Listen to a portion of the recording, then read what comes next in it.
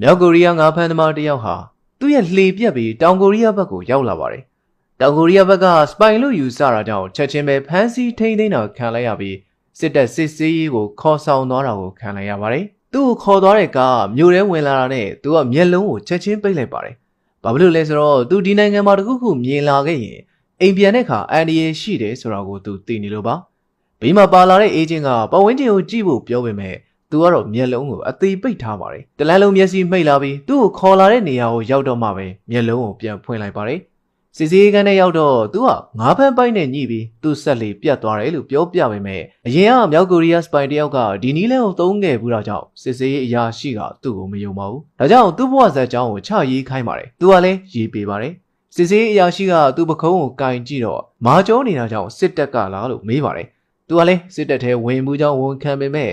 သူ့ဘဝဇာတ်ကြောင်းကိုနောက်တစ်ကြိမ်ပြန်ရေးခိုင်းပြန်ပါတယ်။သူကလည်းသူ့ဘဝဇာတ်ကြောင်းအတိုင်းထက်ခါပြန်ရေးပေးပါတယ်။အဲ့နောက်သူ့ကိုစားစရာကြွေးပြီးညလေကောင်ကြီးမှာပါတစ်ခါထက်ရေးခိုင်းတာကြောင့်မရေးနိုင်တော့ကြောင်ထညင်ပါတော့တယ်။ဒါပေမဲ့လည်းသူဘယ်နှခါပဲရေးပြီးနောက်ထပ်တစ်ကြိမ်ထက်ရေးခိုင်းတာပါပဲ။နောက်ဆုံးမှာတော့တောင်ကိုရီးယားဘက်ကသူ့ကိုစပိုင်မဟုတ်ကြောင်းလက်ခံလိုက်ပြီးသူ့နိုင်ငံမပြန်ဖို့အမျိုးသမီးတစ်ယောက်နဲ့ဆွဲခိုင်းပါတယ်။အဲ့ဒီမျိုးသမီးကသူ့ကိုဘဝအသစ်စမယ်ဆိုရင်နေဖို့တိုက်ခန်းနဲ့အလုတ်ပါပေးမယ်အကြောင်းဆွဲပါတယ်။သူကစိတ်ဝင်စားသွားပြီးတော့သူမိမနဲ့ကလေးကိုပါခေါ်လာလို့ရမလားလို့မေးပါတယ်။ဒါမဲ့အမျိုးသမီးကခဏငြိမ်သက်သွားပြီးတော့အဲ့လိုမလုပ်ဘဲနဲ့အရန်လှတဲ့တောင်ကိုရီးယားမိန်းကလေးတစ်ယောက်ကိုလက်ထပ်လို့ရတယ်လို့ပြောပါတယ်။သူကတော့သူ့မိသားစုကိုစွန့်ပစ်မှာမဟုတ်ကြောင်းပြန်လဲခြေပတာကြောင့်အမျိုးသမီးကနောက်တနည်းနဲ့ပြောင်းပြီးထပ်ဆွဲပါတယ်။မြောက်ကိုရီးယားမှာလွတ်လပ်ခွင့်မရှိတဲ့ပြင် brainwash လုပ်ခံထားရပြီးတော့တောင်ကိုရီးယားဘက်ကသူ့ကိုကယ်ဖို့လုပ်နေတာလို့ပြောတော့သူကအရန်ဒေါသထွက်သွားပါတယ်။သူ့နိုင်ငံမှာသူနေရတာပျော်တယ်လို့ပြောတာကြောင့်သူ့ကိုပြန်ပို့ဖို့ပဲဆုံးဖြတ်လိုက်ကြပါတယ်။သူ့ကိုပြန်ပို့ဖို့ကားပေါ်တင်လိုက်တာနဲ့